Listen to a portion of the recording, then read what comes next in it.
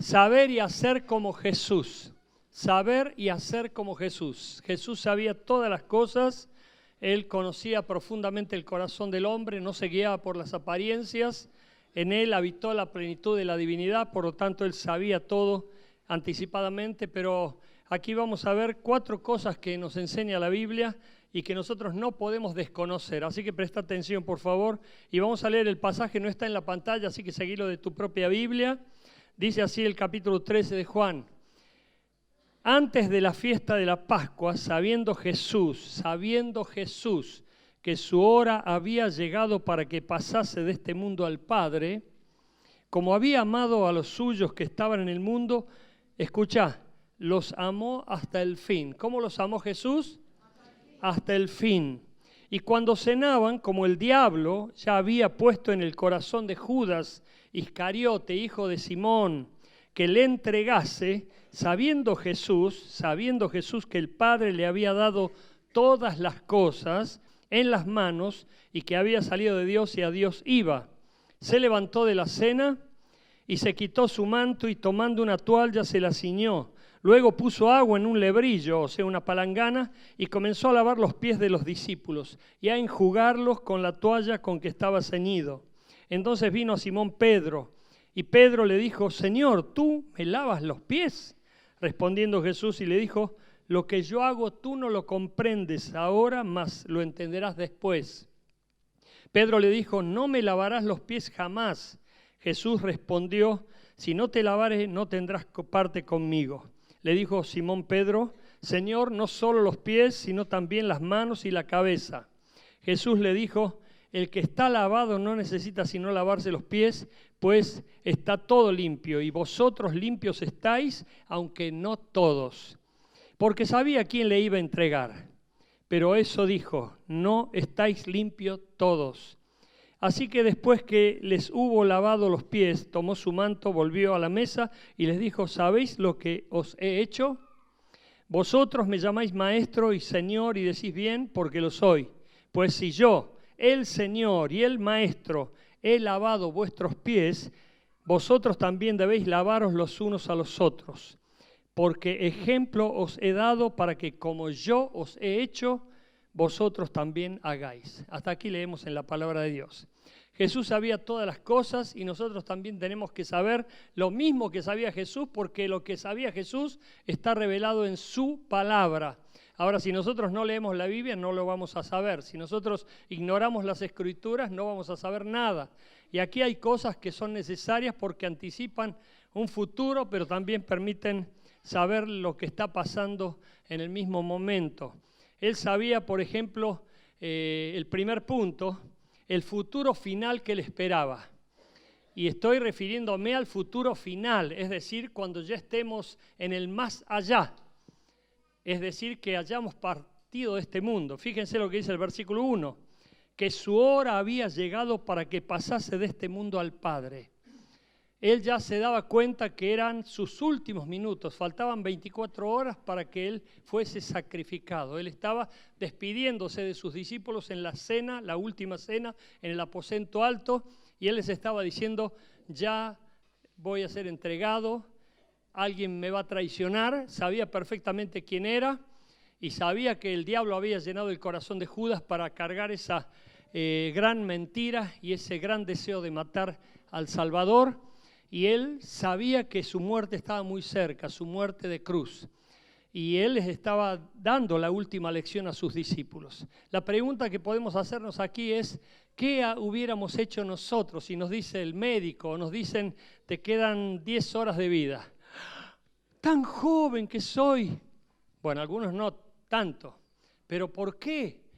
Con todos los sueños, con todos los deseos, ¿por qué? Bueno, hubiésemos preguntado un montón de cosas, pero Jesús estaba entregado. Pero a su vez, escuchá, Él había venido a este mundo preparado para morir. Todo al revés que nosotros, ¿verdad? Nosotros generalmente nos preparamos para vivir. Pero Jesús sabía que su tiempo era corto y que su hora había llegado. Y nosotros tenemos que saber eso también. ¿Por qué? Porque nuestro tiempo también es corto. Porque ¿qué es el lapsus de vida o el lapso de vida comparado con la eternidad. Es corto. Dice la Biblia que algunos de los más fuertes viven hasta los 85 años, pero la vida un día se termina aquí en la tierra. Y para eso nosotros tenemos que estar preparados. Ay, pastor, no sea tétrico. Bueno, para eso vino Cristo, para prepararnos, para enfrentar no solamente la muerte, sino el más allá, y aún vencer todo lo que pudiera ser obstáculo en ese camino hacia la patria celestial.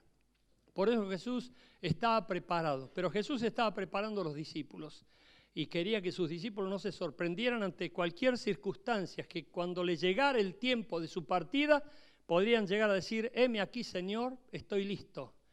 Y no que, cuando yo le pregunto a algunas personas en la calle, si te murieras hoy, ¿a dónde irías? No sé. Jesús sabía dónde iba. Y te pregunto, iglesia, ¿sabes a dónde vas si partís de este mundo? Bueno, quienes estamos en Cristo sabemos que vamos a ir a la misma presencia de Dios. Y eso no lo tenés que dudar, porque ese es un regalo de Dios. Ya lo vamos a explicar mejor más adelante. Pero el versículo 3 dice que había salido de Dios y a Dios iba. Esta es otra afirmación de que él sabía a dónde iba. Hay personas que me dicen, no, pastor, yo si muero voy al infierno. O yo voy a quedar 2 metros bajo tierra. Pero nosotros, quienes creemos en Cristo, sabemos que tenemos vida eterna. Porque Cristo es la resurrección y la vida. Y el que muere en Cristo vivirá eternamente. Por eso son promesas de Dios que tenemos que conocer. Por eso aquí hay un modo de saber lo que nos espera. ¿Estamos preparados, Señor, cuando tú lo dispongas? Bueno, esa es la madurez que nos hace estar preparados todo el tiempo, porque en realidad no lo sabemos. Pero hay gente que puede saberlo porque tiene anticipo. Jesús sabía eso y él estaba preparado y totalmente fuerte en ese momento ante su partida. Él estaba enseñando hasta el último minuto, dando recomendaciones, ejemplos. Él no estaba llorando en los rincones, ni pensaba que su vida había sido un despropósito. Tenía tan solo 33 años y sin embargo ya estaba preparado para ir al cielo. La segunda cosa que él sabía es sus reales posibilidades y propósitos.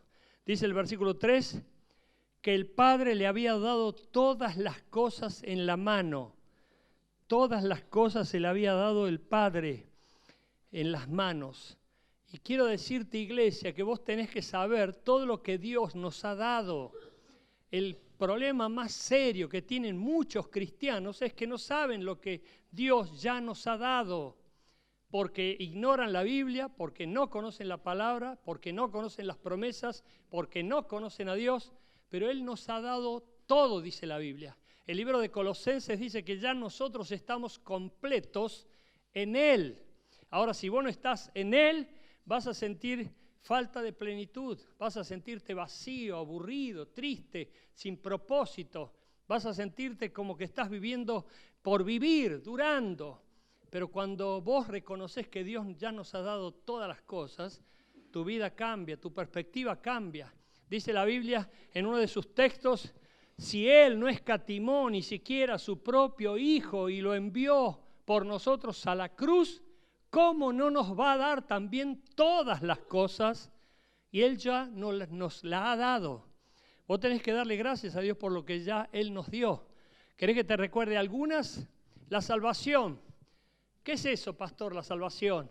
La salvación es que nosotros estábamos perdidos, yendo de camino al infierno, y un día recibimos a Cristo. Y con Cristo vino la luz. La oscuridad y las tinieblas desaparecieron. Antes andábamos a tientas, antes vivíamos por vivir, pero caíamos, íbamos cayendo y seguíamos cayendo, tropezábamos, no veíamos nada, tomábamos decisiones equivocadas y nos hacían sufrir la existencia, pero cuando llegó Cristo a nuestra vida, Él cambió el rumbo. Antes íbamos al infierno y ahora vamos al cielo. Pero hay muchas cosas más. La fe, por ejemplo. La fe es lo que Dios nos dio para que nosotros pudiésemos creer en Él y pudiésemos disfrutar de sus beneficios. Hay gente que cree que va a ser salvo por lo que sabe. Lo que sabemos no nos salva. nos salva lo que creemos. Y hay personas que saben mucho, pero no están creyendo nada de lo que saben.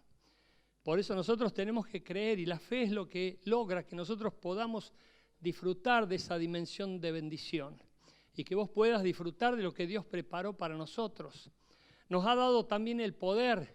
Antes vivíamos depresivos, desanimados, aburridos, pero ahora vivimos polenta, vivimos con fuerza, con ganas, con entusiasmo, con gozo. Todo eso nos lo dio Dios. Él nos dio en ese paquete completo que se llama salvación. Antes vivíamos tristes, abatidos, llorando en los rincones, quejándonos, pero a partir de Cristo todo cambió. He aquí son nuevas todas las cosas, porque lo hizo Cristo posible en nosotros. Sin embargo, hay personas que siguen caminando de tumbo en tumbo, sufrientes lastimeramente, y no están disfrutando ni una pizca de vida abundante ni eterna. Por eso todo eso nos lo dio Dios, gracias a Dios, y lo trajo Cristo al mundo. Cuando Cristo vino y murió en la cruz, dijo, consumado es, ya lo hice todo posible. Y le dio a la iglesia dones, talentos, nos dio la paz que sobrepasa todo entendimiento. Hay personas que no tienen paz, que tienen que llenarse de pastillas. Hay personas que no pueden conciliar el sueño. Hay personas torturadas por no poder dormir. Pero Cristo cambia todo eso. Cristo hace nuevas todas las cosas. Por eso cuando vino Cristo a nuestra vida, todo empezó de nuevo. Gracias a Dios. Por eso las personas que eligen seguir en un camino equivocado de mentira, de tortura, de mal, de maldición, de sufrimiento, de aburrimiento, de vivir en base a las circunstancias, son personas que no quieren aceptar a Cristo, no quieren recibir a Cristo. También Él nos ha dado a la iglesia. Mirá la iglesia, aquí está. Y una muy buena cantidad de hermanos se fueron antes, este lugar ya nos quedó muy chico, pero es la iglesia preciosa, bendita, gloriosa de Jesucristo. Y tenemos que amar a la iglesia. Y la iglesia no son paredes, son personas.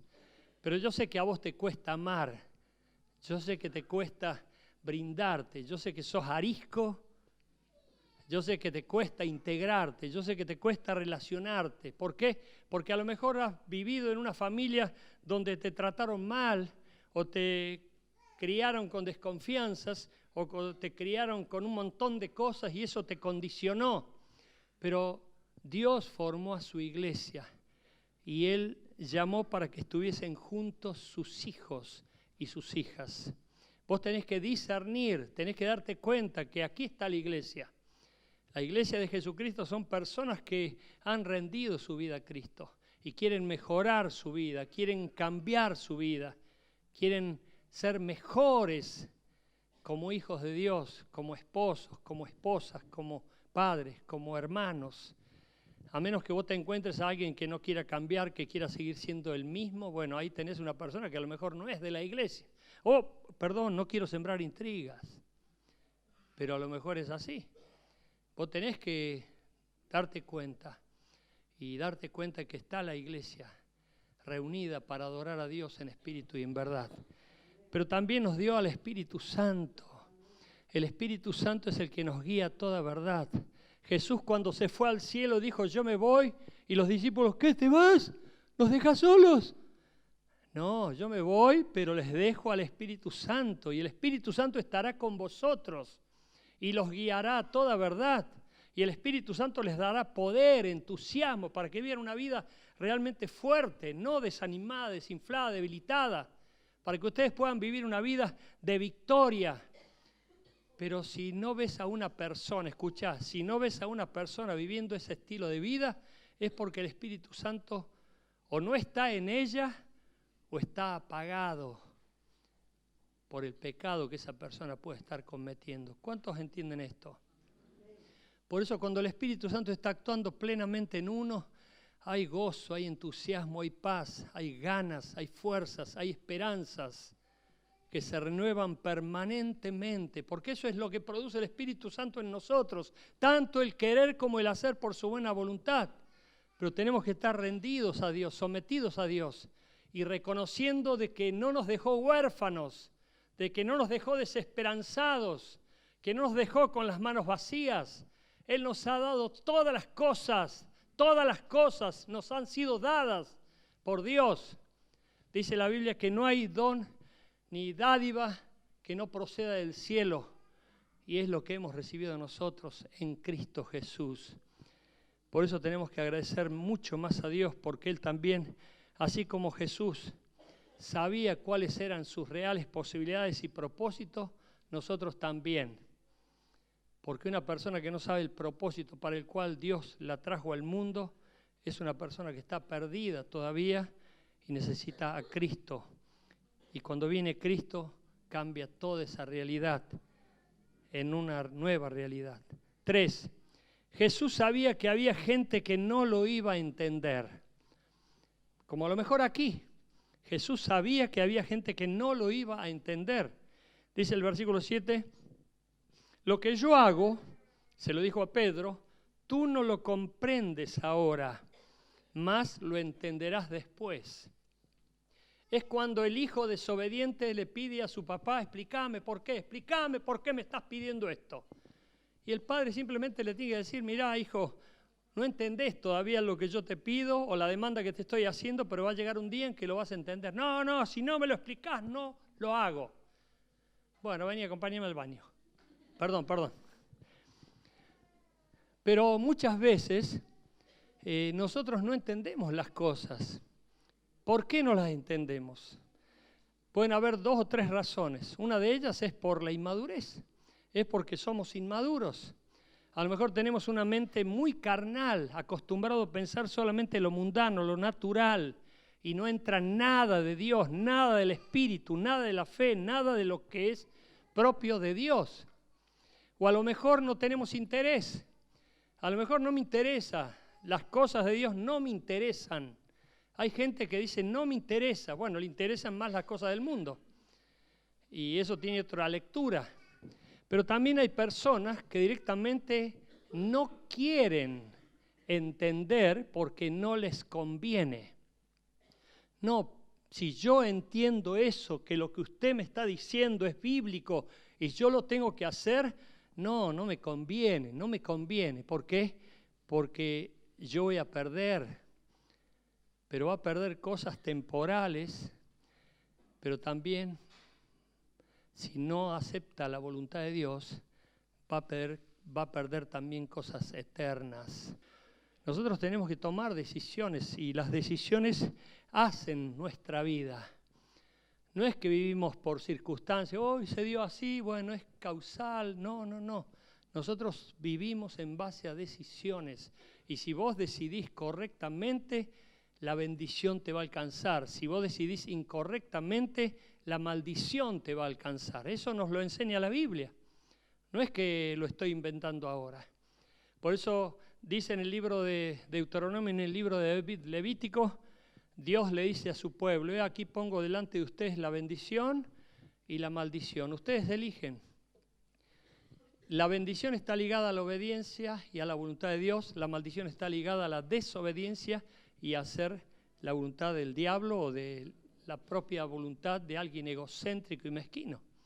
Por eso cuando nosotros decidimos, estamos decidiendo lo que vamos a hacer y esa decisión tiene que ver con resultados, con frutos, con beneficios, porque la bendición viene por fruto de la obediencia. Por eso hay personas que no entienden eso.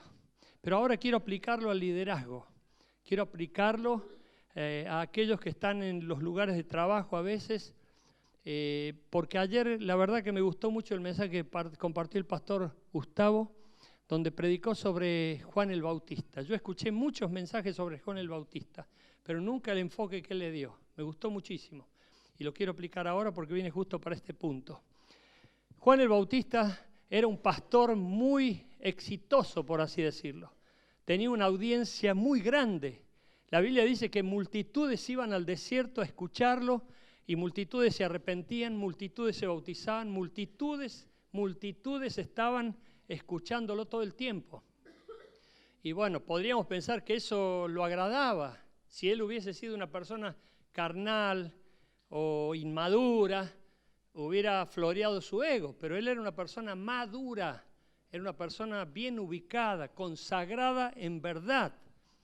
Y cuando apareció Jesús, ¿qué pasó? La Biblia dice que multitudes iban con Jesús y ya todos iban con Jesús. Y vinieron los discípulos de Juan el Bautista a Juan el Bautista y le dijeron: Maestro, la gente se está yendo con Jesús. ¿Y qué dijo Juan el Bautista? ¡Oh, qué traicioneros! No, Juan el Bautista dice: pero ustedes no se acuerdan lo que yo les prediqué, que detrás de mí venía uno que era mayor que yo y que yo ni siquiera era digno de atarle el cordón de sus sandalias.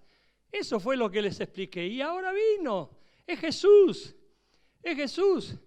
Él necesita crecer y yo menguar. Bueno, aquí tenemos un ejemplo precioso de humildad. ¿Qué hubieras pensado vos sintiéndote líder y ya una persona vino, un líder, me va a serruchar el piso? Ahora, hay gente que se pone muy mal cuando viene otro líder. Se siente en competencia, se siente amenazado, se siente invadido. Uy, me va a afectar. Bueno, tenemos que ser maduros y humildes para permitir que crezca Cristo, pero nosotros menguar. Tenemos que ser humildes. Y aquí Jesús le está enseñando humildad, porque cuando le dijo: voy a lavarle los pies, Pedro dice: no, Señor, ni se te ocurra, jamás. Y cuando Jesús le dijo: en realidad, si no te lavo, no vas a tener parte conmigo. Ah, no, Señor, por favor, lávame la cabeza y las manos también. Bueno, aquí vemos un acto de humildad de Jesús, de humillación. Y la Biblia nos enseña que el que se humilla es exaltado, pero el que se exalta es humillado. Y esto es muy importante que su iglesia lo sepa, porque su iglesia tiene que tener humildad, no orgullo. Sin embargo, hay personas que vienen a las iglesias y se destacan más por el orgullo, por los celos, por la competencia, por la vanidad, por el egocentrismo. Y vos ves a una persona ahí que decís: ¿va a la iglesia? ¿Para qué va? Lo que menos hace es escuchar el mensaje o aprender el mensaje, porque directamente al mensaje no lo practica. Y aquí estamos viendo eso. Jesús les estaba enseñando un ejemplo para que ese ejemplo quedara. Porque esto mismo que yo hago, ustedes lo van a tener que hacer. Lavarse los pies unos a otros. Esto no era doctrina, era un ejemplo.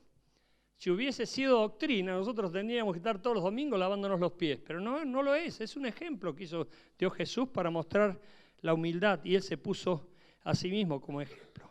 Seguimos, la cuarta cosa. ¿Qué hizo Jesús que también debemos hacer nosotros? Porque todo eso era lo que sabía, pero ahora, ¿qué hizo Jesús y que también debemos hacer nosotros? En primer lugar, enseñó sobre las consecuencias. Versículo 8 dice justamente: si yo no te lavare, no tendrás parte conmigo. Escuchá, iglesia, y principalmente los padres, tenemos que enseñar acerca de las consecuencias, y también escuchá, líder y los discipuladores, tenemos que hablar acerca de las consecuencias. Las consecuencias están todas acá. Ya dijimos algunas. El que no obedece a Dios, bueno, está obedeciendo al diablo. El que no obedece no va a recibir premio, sino condenación. Es como cuando tu hijo no te quiere hacer caso, bueno, ¿vos lo vas a premiar? No. Generalmente hay un chachás, ¿no es cierto? Bueno, no me miren mal, qué malo que es usted, pastor. Pero hay disciplina. Dice la Biblia: corrige a tu hijo con vara, pero no se apresure tu mano a destruirlo. Y además no lo corrijas con ira, corrígelo con amor. Tenemos que enseñar las consecuencias a las que podemos ser plausibles. Es decir, si vos ves a una persona actuando equivocadamente, tenés que decirle: mira, la consecuencia de esta situación puede ser tal cosa. Es como una persona me vino a preguntar una vez: Está bien lo que un médico tuvo que decirle a un paciente que si seguía con esa práctica homosexual podría correr el riesgo de agarrar un SIDA. Dije, no, le advirtió. Son advertencias. Vos te vas a ir a quejar de la municipalidad si ves una señal que dice prohibido pozo en la mitad de la calle y te vas a quejar de que puso ese cartel de advertencia. No. Bueno, son advertencias y nosotros tenemos que especializarnos en dar advertencias. ¿Por qué? Porque sabemos las consecuencias. Jesús le dijo, mira, si yo no te lavo no vas a participar conmigo. Y tenés que saber cuáles son las consecuencias. Si no sos obedientes, ¿qué sos? Sos rebelde. Y la rebeldía ya tiene un castigo. ¿Quién fue el primer rebelde? Satanás. ¿Y dónde va a ir Satanás cuando termine todo? Al infierno. La rebeldía tiene castigo, la obediencia tiene premio. Bueno, Jesús enseñó las consecuencias. Nosotros tenemos que enseñar cuáles son las consecuencias de ignorar la Biblia, la palabra de Dios, la salvación, a Jesús, su voluntad y las demandas de Dios para este mundo. Segundo, dio ejemplo Jesús. Jesús dio ejemplo. ¿Qué dio Jesús? Ejemplo. Y el ejemplo es algo intencional, no es algo casual. Jesús dio ejemplo. No es lo mismo que un padre le diga a su hijo, hijo, no fumes. No fumes, hijo. El chico va a fumar, obligatoriamente va a fumar. Es como aquel hijo que no quiere que su padre que no quiere que su hijo repita los errores que él tuvo y sale exactamente igual, porque sale en base a lo que vio.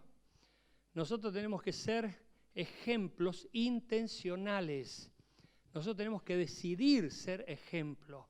Cuando vos, por eso a veces corrijo, y discúlpenme, por favor, no quiero ofender a nadie, pero cuando hacemos un llamamiento, hoy ya algunos se cuidaron y ya hoy no pasaron como siempre pasan. Pero me alegro, en serio, porque yo espero decisiones sinceras, definitivas, absolutas, determinantes. Y advierto, porque a veces uno hace el llamado y pasan montones. Y hoy en el primer culto y en el segundo culto se cuidaron mucho, porque las decisiones son importantísimas. Las decisiones nos definen. Y Dios está muy pendiente de las decisiones que tomamos delante del altar. No es cuestión de decidir cualquier cosa. Cuando yo decido algo, me juego por lo que decido. Si digo voy a casarme y voy a estar con esta mujer hasta que la muerte los separe, y si te lo digo tantas veces por algo, es una decisión. Y tengo que ser fiel en esa decisión. No, voy a ser fiel hasta que aparezca otra mejor, o hasta que aparezca otra más joven. No es así. Dios está pendiente de nuestras decisiones. Y Él está viendo las decisiones que tomamos. Por eso aquí Jesús está dando ejemplo. Fíjense lo que dice el versículo 15. Escuchá bien lo que dice el versículo 15. Porque ejemplo os he dado, para que como yo os he hecho, vosotros también hagáis. Si Él dio ejemplo a propósito, nosotros también tenemos que hacerlo. Tenemos que tener propósito para dar ejemplo. Yo voy a mostrarle a esta persona que no conoce a Cristo cómo es una persona que conoce a Cristo. Yo le voy a enseñar a esta persona que nunca fue a una iglesia ni que nunca leyó la Biblia, cómo es una persona que lee la Biblia y que va a la iglesia. ¿Cuántos entienden esto? Pero no, directamente no hay ese propósito, no hay esa decisión. Hay gente inmadura, hay gente que se comporta como todo el mundo se comporta, pero no tiene ni una pizca de propósito de decir, les voy a dar ejemplos de Cristo, porque ellos no lo conocen. Y más cuando ven a su alrededor un montón de gente que se comportan mal, directamente no ven la diferencia ni se prende una luz en la oscuridad. Por eso hay personas que no están haciendo nada de lo que hizo Jesús. Nosotros damos ejemplo intencionalmente. Discúlpenme que tome este ejemplo muy tonto, pero para mí es necesario.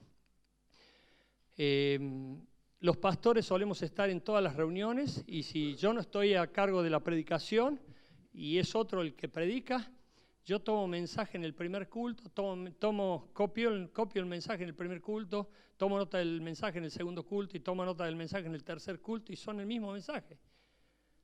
Aunque decimos que es el mismo mensaje, pero cambia, Dios cambia la letra de acorde a la ocasión.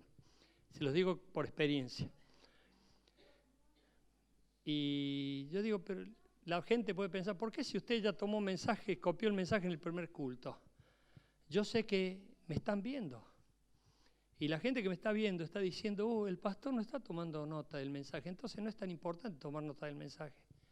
Lo único que yo le insisto con el principio que tenemos de puntualidad. Cuando la reunión es a las 7 se empieza. Pero si a las 7 no se empieza la reunión, empieza a las 7:30, la gente dice, no es tan importante la puntualidad. Acá es como laissez-faire, o sea, hágalo como se quiera. Es una palabra en francés que se usa mucho en el liderazgo, como diciendo, cada uno haga lo que quiera. No es así. Nosotros decidimos y hacemos cosas a propósito, intencionalmente, porque sabemos que son ejemplo. Cuando vos no te comportás como un ejemplo, ya no sé cómo te comportás. Ahí ya no hay ninguna garantía de tu comportamiento. Pero cuando vos te propones decir, no, quiero que esa gente conozca a Cristo y que lo conozca a través de mi vida, te lo puedo asegurar que lo van a conocer. Van a verte, van a saber de vos, te van a seguir y van a decir, esa persona lo que dice, lo vive. No que mira, dice una cosa y hace otra. Y la gente se confunde. Y terminan no creyéndote a vos ni al Evangelio. ¿Cuántos están de acuerdo con esto? Por eso es muy importante lo que nos enseña Jesús aquí.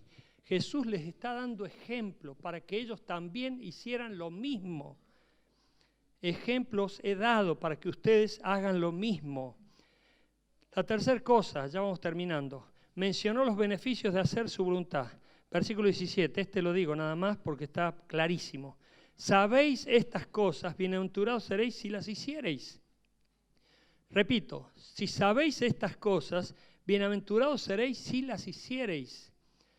Iglesia, vos tenés que saber lo que Dios te está dando a saber, lo que Dios te está dando a conocer. Vos vas a salir de aquí sabiendo algo. Y ahora, ¿qué vas a hacer con eso que sabés? ¿Lo vas a sepultar, lo vas a guardar, te lo vas a olvidar, vas a salir de acá? No me importó, ni me acuerdo. ¿Qué dijo el pastor? Ay, no, ni sé de lo que habló. Bueno, vos tenés que ser como una esponja para recibir. Señor, ¿qué me querés decir con esto? Pues algo me estás diciendo con esto. Y acá el texto dice, si sabéis estas cosas, bienaventurado, o sea, feliz, dichoso, doblemente dichoso, seréis si las hiciereis. O sea, iglesia, escucha, con esto termino este punto. Si vos hacés lo que Dios te está diciendo que hagas, espera un premio, espera una bendición, eso es segurísimo. Pero ahora si no haces lo que Dios te pide que hagas, porque ya lo sabés que lo tenés que hacer, Dios no puede premiarte, Dios no puede bendecirte. Son bendecidos aquellos que hacen la voluntad de Dios. Son los que hacen la voluntad de Dios. Esos sí reciben premios y bendiciones, bienaventuranzas. Cuarto, Jesús advirtió antes de que sucedan las cosas. Versículo 19. Desde ahora os lo digo antes que suceda, para que cuando suceda creáis que yo soy. Nosotros, iglesia, sabemos muchas cosas que van a suceder en el futuro. ¿Por qué? Porque está la profecía. Está clarísimo. Está todo aquí. Y después viene el chip que viene para marcar a las personas para que no se roben su identidad y para que nadie sea engañado ni estafado. Ese chip que va a controlar a todo el mundo, por lo menos a los que no leen la Biblia. ¿A quiénes va a controlar ese chip? A los que no leen la Biblia, porque la Biblia dice que cuidado con los que se dejen marcar con la marca de la bestia, porque es la marca del 666, donde a través de ese chip el anticristo, que va a ser quien gobierne el mundo, va a controlar a todos. Y al principio va a aparecer un ser angelical que va a lograr algo, como siempre te lo dije, la paz en Medio Oriente entre árabes y judíos, cosa que ningún presidente logró, el anticristo lo va a lograr. Y los judíos que están esperando al Mesías desde hace muchos años y que en ese tiempo negaron a Jesús y no lo quisieron reconocer como Mesías, van a terminar reconociendo al anticristo como Mesías. Y el anticristo va a ser buen presidente durante 3 años y medio y después de 3 años y medio se va a dar vuelta la tortilla y se va a volver en contra de todo lo que se llame Dios, dice la Biblia. y empezará una persecución atroz y ahí comenzará una guerra que es la que termina con el gran Armagedón. No vamos a hablar de eso de nuevo, ya lo hemos explicado un poco, pero quiero decirte con esto que nosotros sabemos las cosas que vienen por delante, pero la gente que no lee la Biblia, que es ignorante de la Biblia, no lo sabe. Pero así tenemos que estar nosotros para advertirles, para hablarles de las consecuencias y para enseñarles antes de que todo eso suceda. Porque no vaya a ser que estén en el trono de Dios en el juicio final y estén allí queriendo excusarse las personas que no conocieron la Biblia. Nadie me dijo nada de esto. Y el Señor le diga, ahí lo tuviste a fulanito que estaba a tu lado y ese iba even. Ese te lo tiene que haber dicho. Ah, ¿no te lo dijo? Ay, pero ¿qué pasó con fulanito? Y lo llama fulanito, había que decirlo. Y era una persona que era una persona meramente asistente de la iglesia, pero no que edificaba a la iglesia. Cuando vos querés edificar a la iglesia estás con todas las antenas paradas y el deseo y el gozo de servir a Cristo y de hacer su voluntad y hacer que mucha más gente lo conozca, para que el mundo vea a Cristo en nosotros. Pero no llegamos al final todavía y desde mi punto de vista se pone mejor ahora. El quinto y último lugar, Jesús amó hasta el fin. Este es el último punto, pero no te distraigas, por favor, iglesia. Amó hasta el fin. Versículo 1 dice, como había amado a los suyos que estaban en el mundo, los amó hasta el fin. Amar hasta el fin es amar hasta la muerte. Y ese es el amor de Dios, que amó a pesar de todo. Ese es el ágape.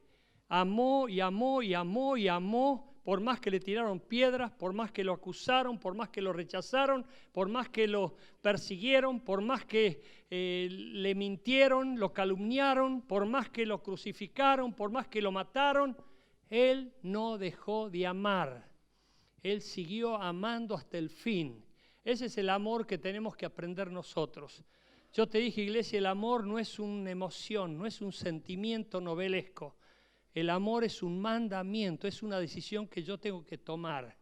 Por más que te escupan, por más que te traicionen, a Jesús lo traicionaron, Él decidió amar hasta el fin. Pero pastor, eso es tonto, no, es bíblico. Nosotros tenemos que ser bíblicos. Y cuando vos sos bíblico, haciendo la voluntad de Dios, Dios te va a derramar una bendición que ni siquiera te lo imaginás. Porque Jesús, a pesar de estar siendo crucificado, lo habían abandonado, lo negaron, Él siguió amando hasta el fin. ¿Y qué decía mientras estaba colgado en la cruz? Padre, no le tomes en cuenta este pecado. Perdónalos, porque no saben lo que hacen.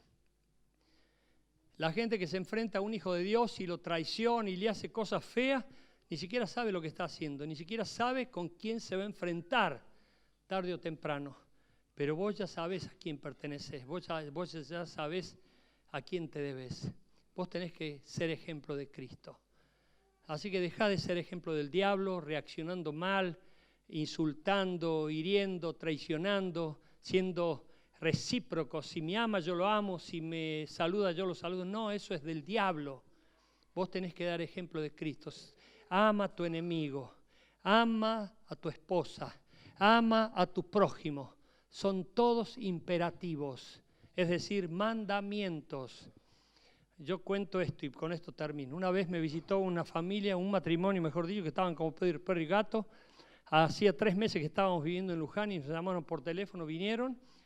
Y los dos estaban muy mal, se tiraban de todo, se odiaban, se vivían enfrentando, estaban muy mal entre los dos.